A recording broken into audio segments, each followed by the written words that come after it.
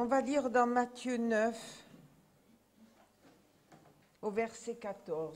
Alors les disciples de Jean vinrent auprès de Jésus et dirent « Pourquoi nous et les pharisiens jeûnons-nous, tandis que les disciples ne jeûnent point ?» Jésus leur répondit « Les amis de l'époux peuvent-ils s'affliger pendant que l'époux est avec eux? Les jours viendront où l'époux leur sera enlevé. Alors ils jeûneront.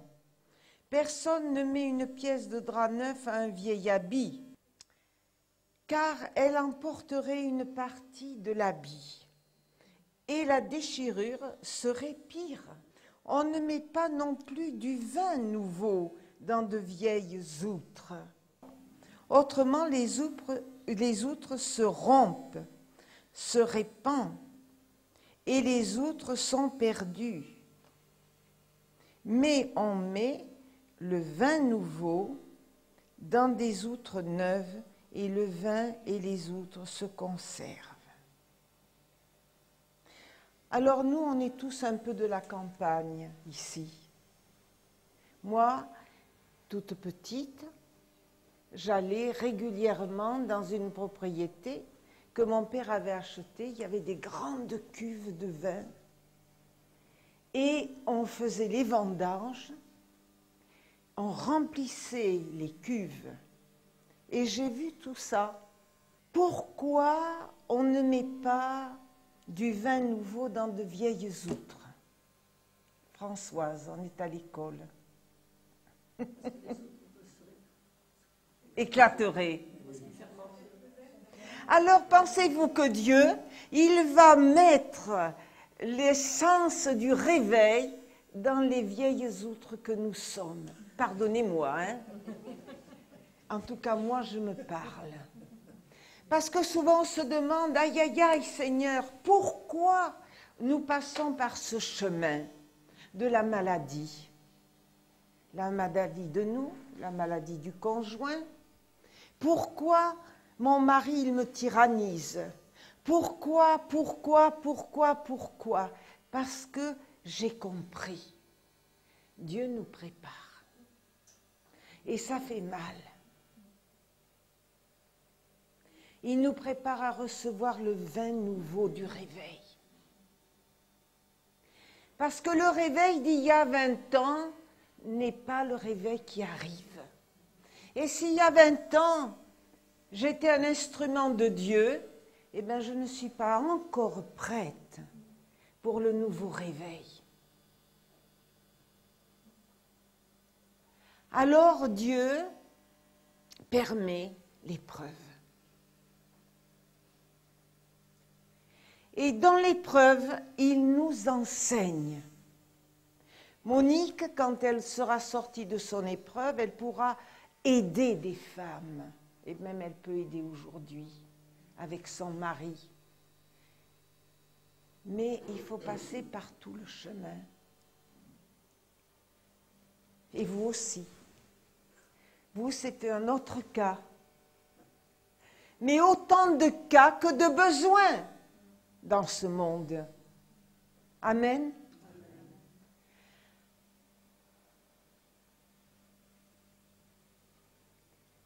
Pour l'instant, sans se juger tous, on est des vieilles outres.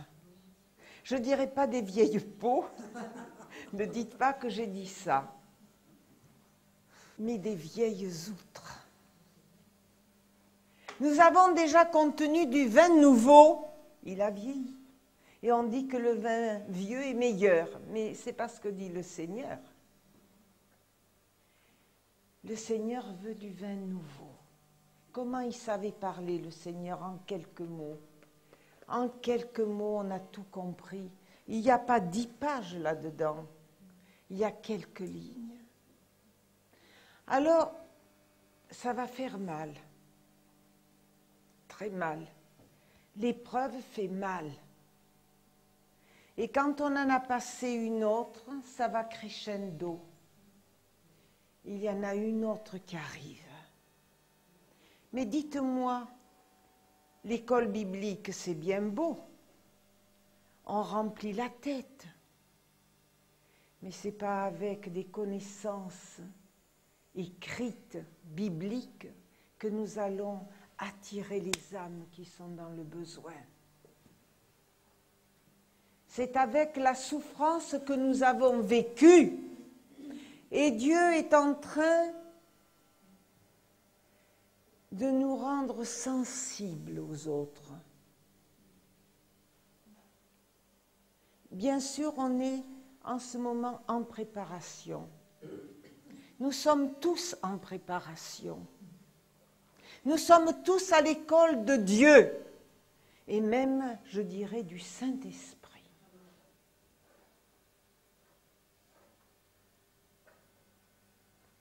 Vous savez, je pensais à Abraham qui a obéi et qui est allé jusque de chez lui sur le mont Morija. Le petit ne savait pas qu'est-ce que son papa allait faire. Mais Abraham marchait dans l'obéissance.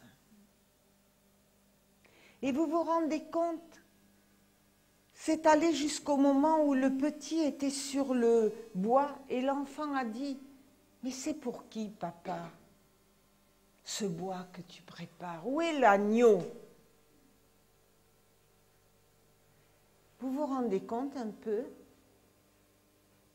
Pourriez-vous obéir à Dieu jusque-là? Abraham l'a fait, comme Dieu l'a fait pour son fils. Mais Dieu avait pourvu. Le sacrifice est sorti de derrière le buisson. Il était là. Et au moment où Abraham a levé l'épée, Dieu l'a arrêté. Mais voyez jusqu'où s'est allée l'obéissance. Vous vous rendez compte quand Abraham a marché avec ce fils qu'il avait tant désiré, son unique fils, que sa femme avait eu dans son vieillage, et lui aussi. Et si c'était nous?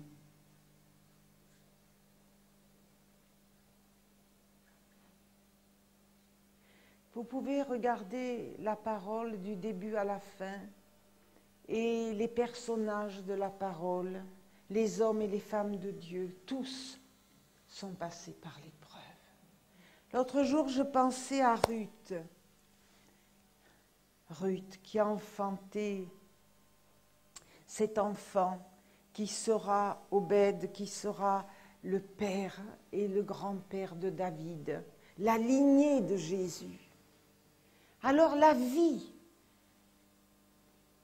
de Naomi, elle perd son mari, elle perd ses 2 fils. Elle décide de rentrer en Israël parce qu'il n'y a plus de nourriture. Elle a tout perdu, elle n'a plus rien. Quand on le raconte, ça n'a rien à voir avec la réalité. Elle a perdu le mari, elle a perdu les 2 fils. Elle a tout perdu et elle n'a rien, c'est la famine. Mais elle décide de repartir de là où elle était venue. Et comme vous le savez, elle ne force pas ses belles-filles à la suivre. Les 2 veulent venir avec elle, mais une n'était pas si sûre.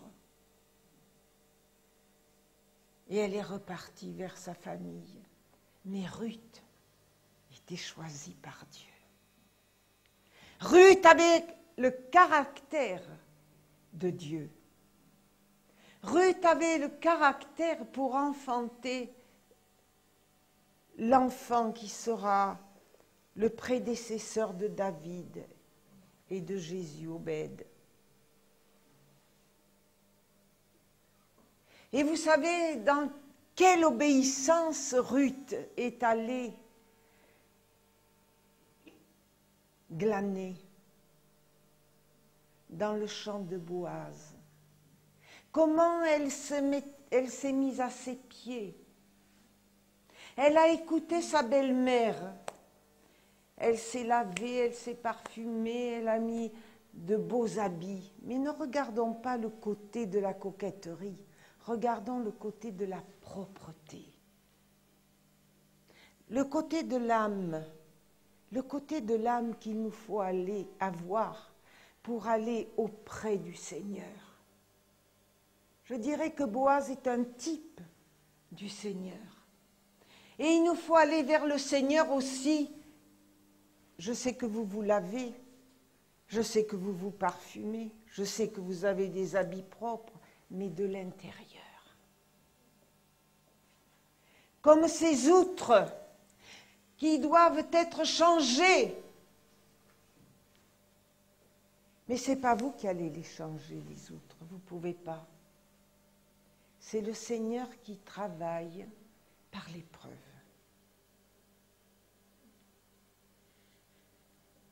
L'épreuve, elle sert à quelque chose. On ne la comprend pas, on ne la veut pas, on la repousse. On dit bien sûr que c'est diabolique, etc. Mais Dieu l'a permise, cette épreuve. Dieu l'a permise.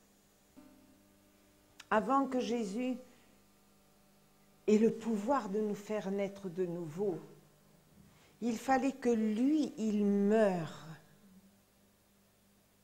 D'abord, Gethsémané, la souffrance, que nous aussi, on a nos Gethsémané. Et puis après, la croix. Et la croix, c'est encore une autre souffrance. C'est le peuple qui est déchaîné. C'est le peuple qui demande la mise à mort de Jésus.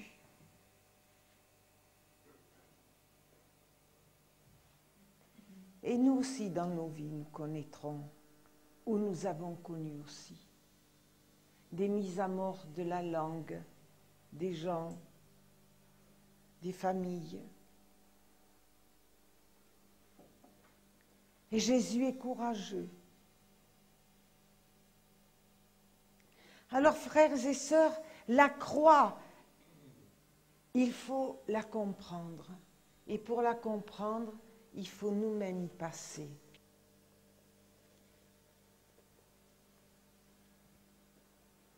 À la croix, le Seigneur nous a enfantés.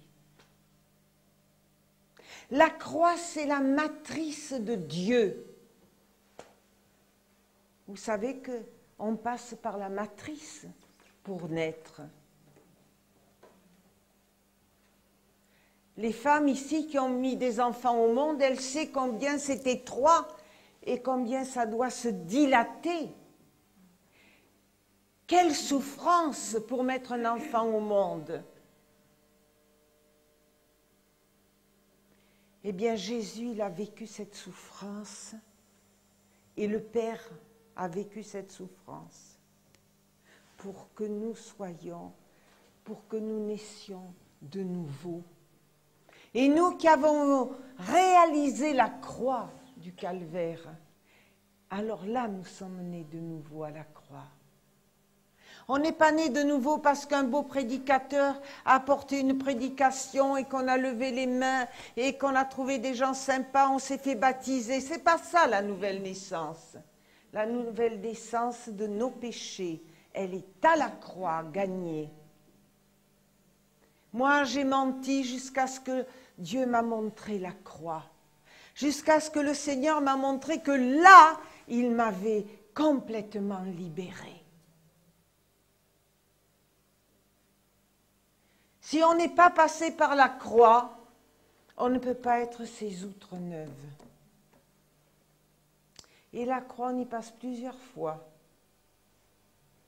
Vous savez ça? On n'y passe pas qu'une fois. Parce que notre vie, elle est faite de plusieurs réveils. Vous avez connu le Seigneur il y a 10 ans, 20 ans, 30 ans.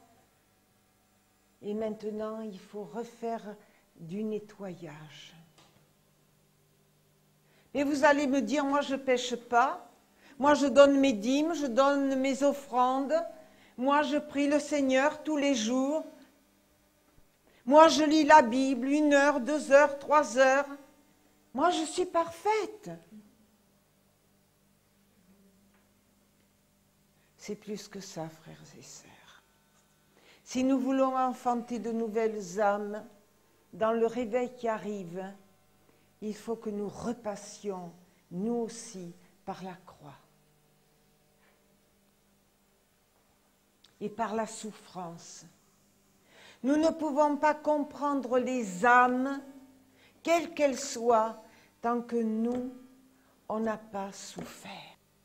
Qui peut avoir compassion pour quelqu'un qui souffre de rhumatisme, de cancer, de polyarthrite, s'il n'est pas passé par là?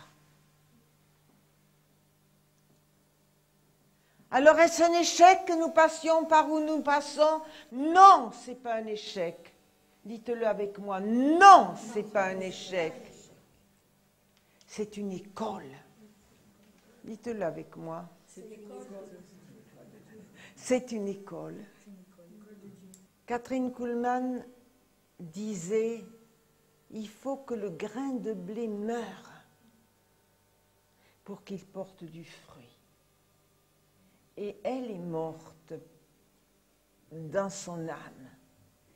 Elle a eu dans sa vie privée des moments très difficiles. Elle s'est trouvée, avant d'avoir ce ministère, dans une impasse où il fallait qu'elle choisisse.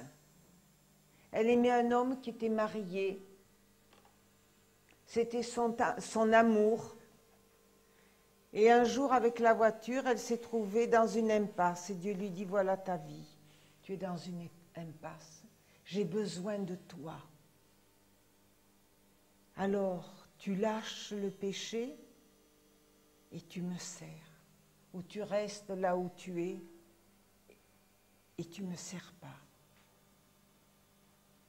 Elle est rentrée chez elle, elle a fait la valise. Elle a laissé un mot. Elle est partie. Et grâce à ça, grâce à cette obéissance,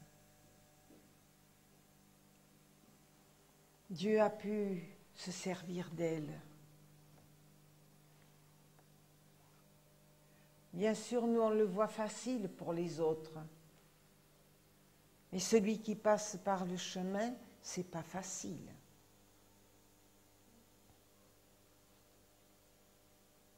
Elle était devenue une outre neuve. On écoute aujourd'hui beaucoup Joyce Meyer, et vous connaissez sa vie, par où elle est passée. Elle a été une enfant abusée par son père jusqu'à l'âge au moins de 16 ans. Après, elle a épousé un mari qui était un voyou. Elle attendait un bébé. Sa vie était déchirée. Elle avait 36 personnalités. Et bien sûr, quand on passe par ces chemins-là et qu'on a les capacités que Dieu lui avait données, ça n'a pas été facile pour devenir qui elle est aujourd'hui. Jusqu'à ce que son outre devienne neuve. Dieu n'a pas pu se servir d'elle. Aujourd'hui, des milliers de femmes écoutent ces messages parce qu'elles-mêmes passent par ce chemin. Vous savez, Dieu prépare ses instruments. Dieu les aiguise.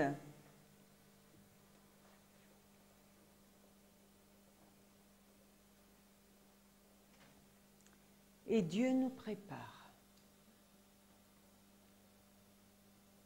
Et il nous prépare à chacun différemment. L'épreuve ne dure qu'un temps. Frères et sœurs, ce que je veux vous dire maintenant, c'est persévérer dans la foi. Ne lâchons pas. L'ennemi nous fait regarder à la situation. Il nous dit, regarde, il ne changera pas, il ne guérira pas. Toi, tu ne guériras pas. Ton mari ne se convertira jamais. N'écoutons pas les voix du diable, mais regardons à celui qui, à la croix du Calvaire, a régénéré nous-mêmes. Il a porté nos maladies à la croix du Calvaire. Il est dit nos infirmités à la croix du Calvaire.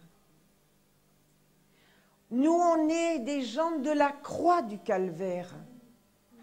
On n'a pas été rachetés à prix d'argent. C'est le Fils de Dieu, Jésus, qui nous a rachetés à la croix du Calvaire. Et nous avons besoin, vous comme moi et moi comme vous, de changer de mentalité,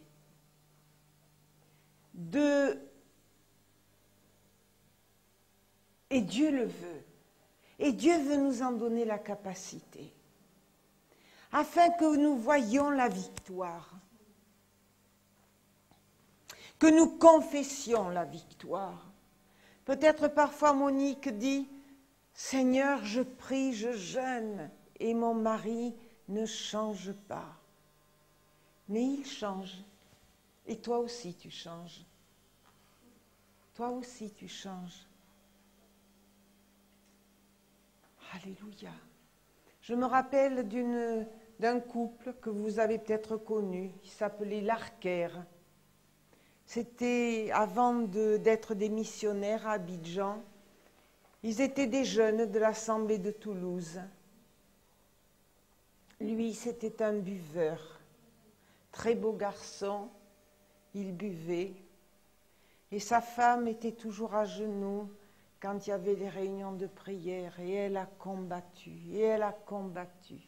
jusqu'au jour où Satan l'a lâché. On l'appelait Pierrot. Ils sont partis à Abidjan, ils ont fait un travail extraordinaire.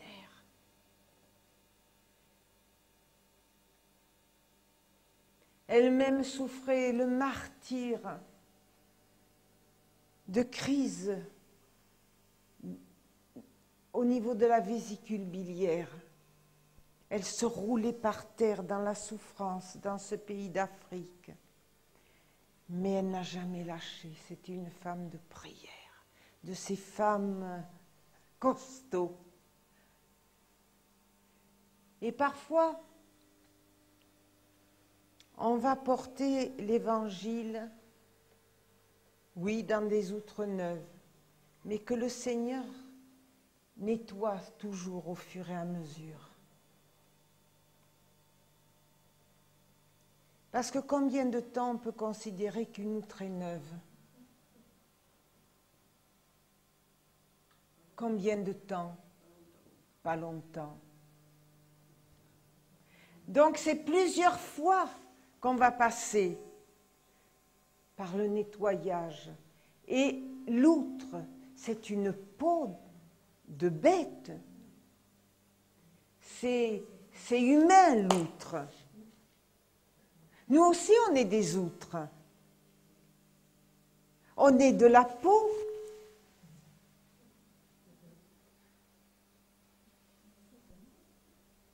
Et on a connu le vin du Saint-Esprit. Tu ne l'as pas connu, toi? Eh bien, tu le connaîtras encore. Quand tout pétille autour de nous, tout ça pétille, on parle en langue, on loue le Seigneur.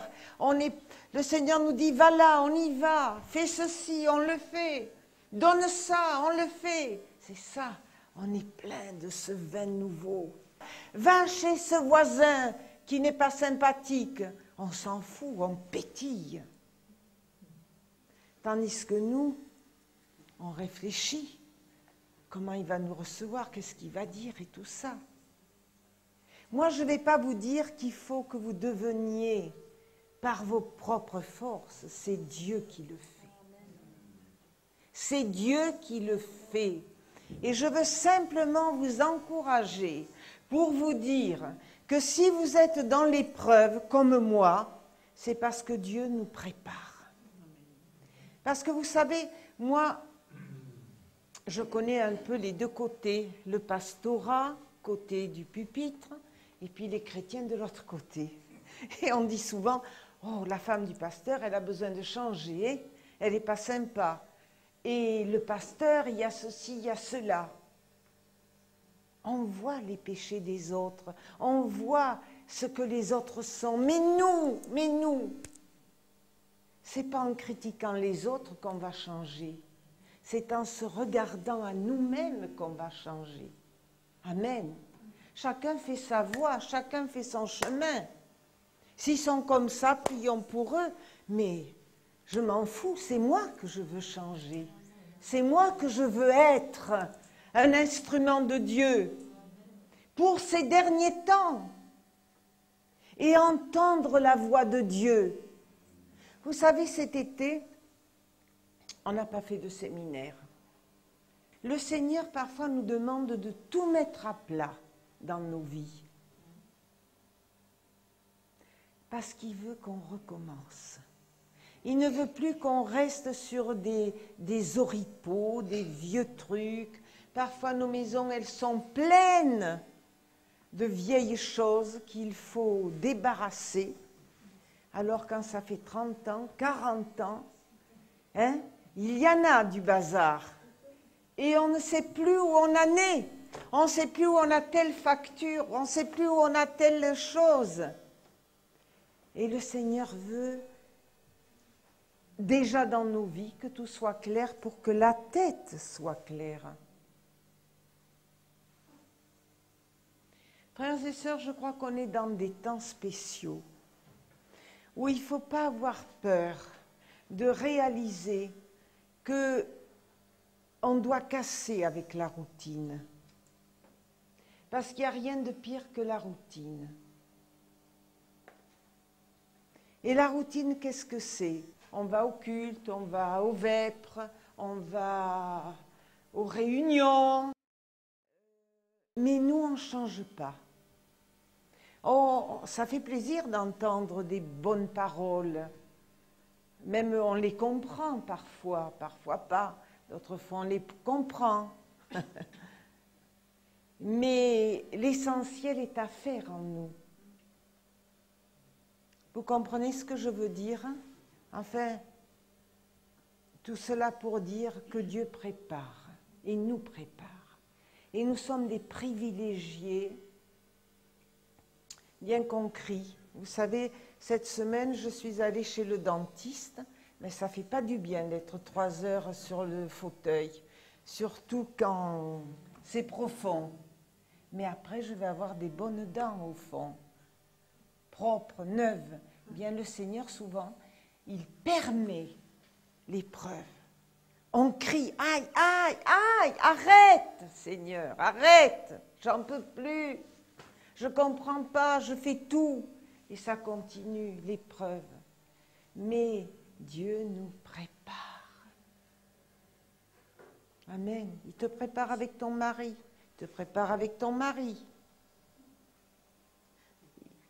J'y suis passée avec un père qui ne voulait rien savoir. Ça a été les premières épreuves de ma vie, mon père, qui était franc-maçon, qui avait la tête comme ça. Mais à la fin, il a lâché prise. Parce qu'on a prié, prié, prié sans cesse. Tous les jeudis, on jeûnait, on priait pour lui, tous les jeudis. Une fois, il a rencontré ma mère sur une petite place de Toulouse. Il l'a insultée de tous les noms parce qu'elle allait à l'Assemblée de Toulouse. On y est passé par tout ça. Mais par la grâce de Dieu, il a pu se donner au Seigneur à la fin de sa vie. Ouvrier de la dernière heure.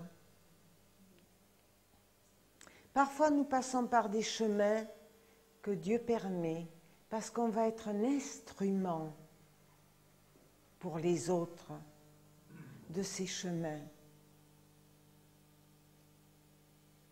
Notre sœur, elle souffre de spondylarthrite, non, polyarthrite. Eh bien, à l'heure du réveil, elle aura la compassion pour ceux qui souffrent. Ne nous plaignons plus. C'est pas facile. Quand je vous le dis, moi j'y passe par l'épreuve. C'est pas un message que je vous apprends parce que je l'ai bossé, je l'ai eu avant de venir. Des messages tout près, il en existe plein, on n'en a rien à faire. Il nous faut parler avec le cœur, avec notre expérience. Voyez, frères et sœurs, on n'est pas nombreux, on est une vingtaine. Mais cette vingtaine, au jour où le Seigneur va nous revêtir de son esprit, on va faire du mal dans le camp de l'adversaire. Ça va changer. Mais pour l'instant, on est en préparation. Tu es en préparation. Tu es dans le collimateur de Dieu. Il s'occupe de toi, mon frère, de toi, ma sœur, de vous, de vous, de vous, de vous. Il s'en occupe. Mais Dieu a un jour aussi de délivrance. Il a un jour du salut pour vos maris. Il a un jour. Il a un jour pour toi, un jour pour moi. Et pour l'instant, il nous prépare. Ne nous décourageons pas. Ah, vous êtes arrivés à la limite, moi aussi.